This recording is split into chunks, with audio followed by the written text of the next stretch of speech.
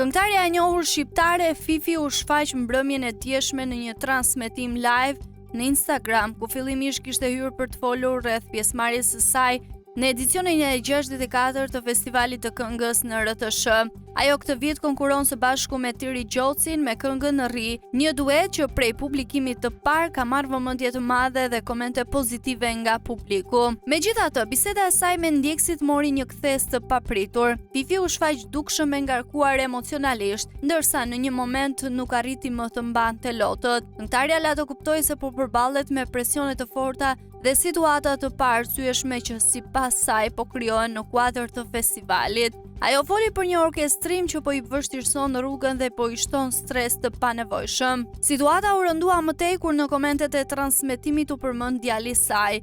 Kjo e preku thellë artisten, e cila me zërin që i dridhej u shpreh se nuk e kupton pse fëmia i saj po përfshihet në debate apo kritika që lidhen vetëm me punën e saj. Çfarë ju ka bërë djali im? Kujt po ja prish balancën në festival? U shpreh ajo mes lotësh, duke bërë apel të mos përfshihet djali mitur në këto biseda.